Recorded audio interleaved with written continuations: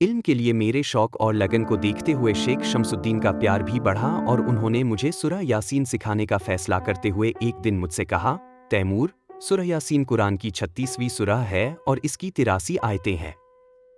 यह सूरह मक्की है, यानी मक्का में पैगंबर साहब पर नाजिल हुई और मैं एक बार इस सूरह को पढ़ता हूँ, तो ध्यान से सुन और इसे पढ़ते हुए दोहराने की कोशिश कर और अगर कोई मुश्किल सामने आई तो मैं वह मुश्किल दूर कर दूंगा। फिर उन्होंने पढ़ना शुरू किया। फिर रुककर मुझसे पूछा, क्या तू जानता है कि यासीन का क्या मतलब है? मैंने कहा कि या का मतलब जानता हूँ कि अरबी भाषा के हर्फ में से एक है और किसी को मुखातिब करने के लिए इस्तेमाल होता है, यानी अगर किसी को मुखातिब करना है तो मिसाल के तौर पर कहते हैं या जैद यानी ओ जैद, लेकिन मैं नहीं जानता कि यहाँ सीन का क्या मतलब है। शेख शमसुद्दीन ने कहा कि सीन का मतलब है इंसान, लेकिन हर इंसान ही नहीं बल्कि एक खास इंसान। मैं बोला कि मैंने आज तक यह नहीं सुना था कि इसका मतलब इंसान होता है। उन्होंने कहा कि तू ठीक कहता है और सीन का मतलब इंसान नहीं, लेकिन यह हर्फ कलमा सर्रा का पहला हर्फ है और अरबी ज़बान में सर्रा का माने है गुलो रेहान, और खुदा को पैगंबर इस्लाम से इतना लगाव था कि वो उन्हें इस सूरह में ए फूल कहकर पुकारते हैं।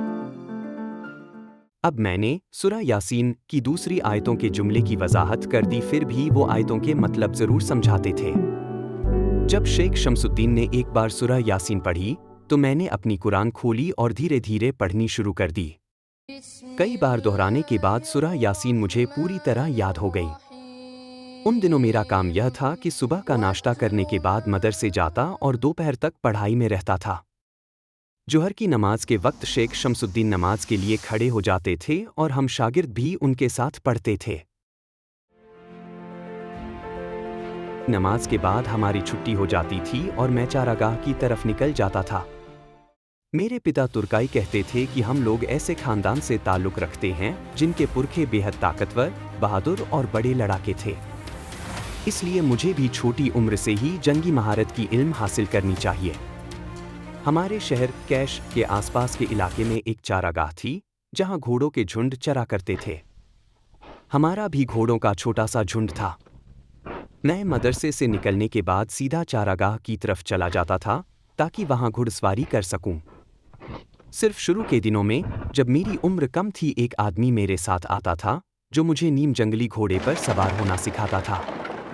उसने मुझे बताया कि नीम जंगली घोड़े पर सवार होते हुए उसकी पिछली टांगों के नज़दीक नहीं आना चाहिए क्योंकि घोड़ा दुलत्ती झाड़ता है, और उसके सामने भी नहीं आना चाहिए क्योंकि काटने को दौड़ता है, बल्कि दाएं या बाईं तरफ से घोड़े के पास आकर बाएं या दाएं हाथ से उसका अयाल को मजबूती से थाम लेना चाहिए। फिर भी जैसे ही घोड़े की अयाल पकड़ में आए, वह बिदक कर बेतहाशा भागना शुरू कर देगा ताकि सवार होने वाले को जमीन पर पटक सके। मेरे उस्ताद ने मुझे बताया कि जब जंगली घोड़ा सरपट भागने लगे, उसी हालत में उस पर बैठने की कोशिश करो, और घोड़े पर बैठने के लिए यह जरूरी है कि उसकी गर्दन के बालों को मजबूती से पकड़े रहो, वरना बुरी तरह जमीन पर गिरोगे और हो सकता है कि घोड़े के पांवों के नीचे कुछ ले जाओ। लेकिन जैसे ही घोड़े की पीठ पर पहुंचो, अपनी टांगों से उसके दोनों तरफ दबाव डालो ताकि गिर न जाओ, और जब दोनों तरफ पूरी तरह बराबरी बन जाए तो घोड़े की अयाल छोड़ो और उसे जितना चाहे दौड़ने दो। घोड़े को जब ऐसा लगेगा कि वह तुम्हें जमीन पर नहीं पटक सकता, तो अपने आप शांत हो जाएगा।